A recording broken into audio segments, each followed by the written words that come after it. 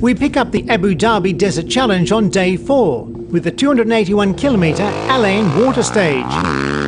Pablo Quintanilla was leading the way on 2 wheels, while on 4 it was Martin Prokop and David Probiska in their Ford F-150 Evo.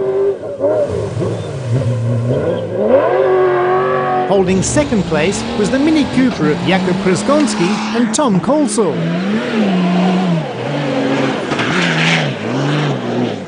Argentinian Kevin Benavides on a Honda was third quickest. Dakar Rally champion Matthias Walkner was in second place. An earlier start with lower temperatures made for an easier ride. Honda's Paulo Goncalves from Portugal was fifth. Toby Price, who dropped down the order with a broken fuel pump, had a steady run.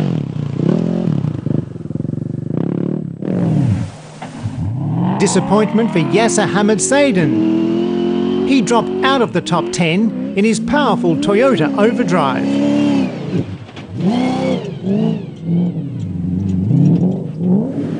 Russia's Vladimir Vasiliev and Konstantin Ziltov in a Mini Cooper were holding third. Luc Alphond was flying among the dunes. Quickest to the first checkpoint, he set a pace all of his own through the stage. Dubai-based Sam Sunderland dominated on the bikes, winning by just over 6 minutes from KTM teammate Matthias Walkner to take a 7-minute 34-second lead from the Austrian.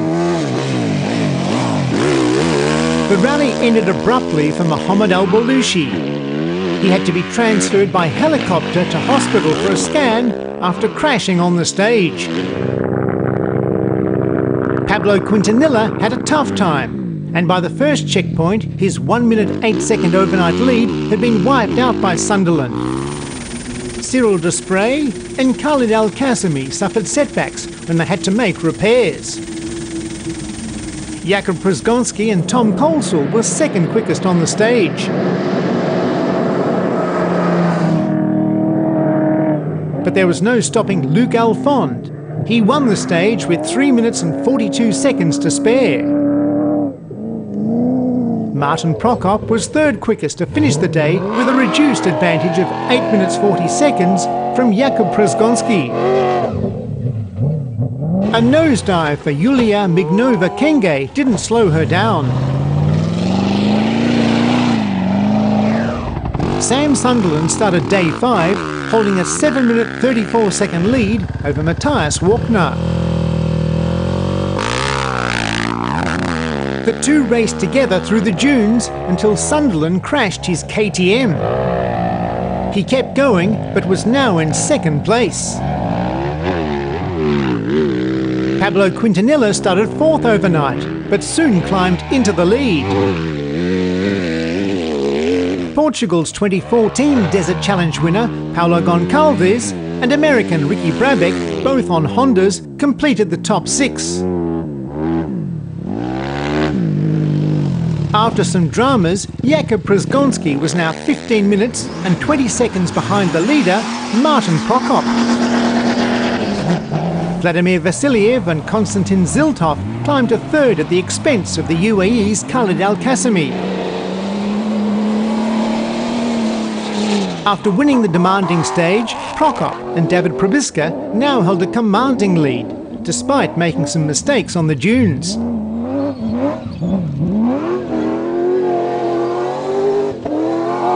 Luc Alphond and Andreas Schulz were 6th, unable to repeat the speed they'd showed the day before. 5 times former bike winner Cyril Desprez of France, with Swiss Steve Ragusen in a buggy Ford, and German Stefan Schott with Portugal's Paulo Fiuza in a Mini Cooper, completed the top 6. Despite managing only 7th and 8th quickest times on the day, Argentinian Kevin Benavides and Austria's Matthias Walkner held 3rd and 4th places overall. It hadn't been a comfortable day for Pablo Quintanilla, but he was happy to be leading. Sam Sunderland was now 6 minutes and 17 seconds adrift of the new race leader. Toby Price was in 8th place. Close together through the dunes, Jakub Przgonski and Khalid Al-Qasimi. Leader Martin Prokop said it took a long time to get up to speed.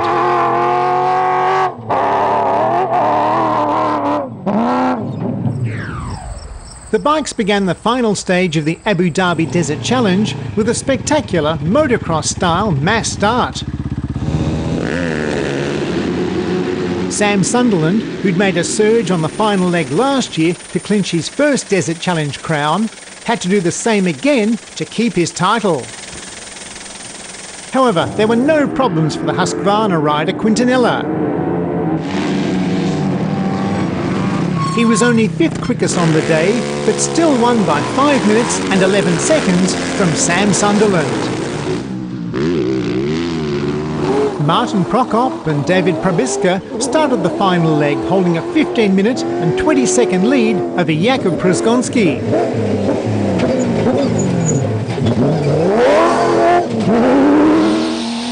Vladimir Vasiliev and Konstantin Ziltov started the day in 3rd place.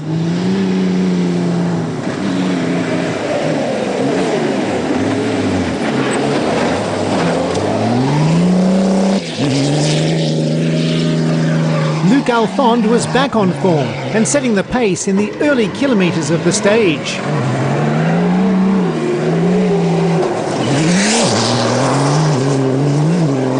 Another who made his name on bikes before changing to 4 wheels was Cyril Desprez, who saw victory in the event 5 times as a rider. He learned a lot about driving on 4 wheels across the desert. It's very different to riding a motorbike across the dunes. Kevin Benavides finished 3rd on his Honda, 3 minutes 32 seconds away. Matthias Walkner from Austria won the stage to take 4th place overall.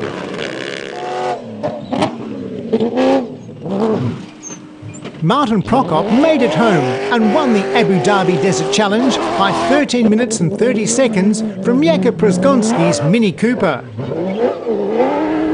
Przgonski made a few mistakes and couldn't grab the time back. Vladimir Vasiliev finished 3rd, another 33 minutes behind in his Mini Cooper countryman. Winning the stage were Cyril Desprez and Steve Ravusin in a buggy Ford 2-wheel drive, who finished 4th overall. Luc Alphond was 2nd on the stage and 10th overall. Naturally, Martin Prokop was delighted at the finish. Well done. Thank you. Well done. Yeah, I'm happy, of course. Yeah, you know, after this stage you're happy to be in the finish, like in total.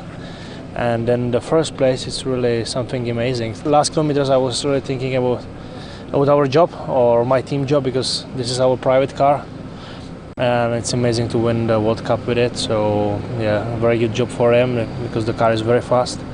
And I'm happy that I didn't make any mistake on this race, because for me the sand driving is the worst in the world. After I quit the WRC, this was the biggest problem for me to drive in the sand.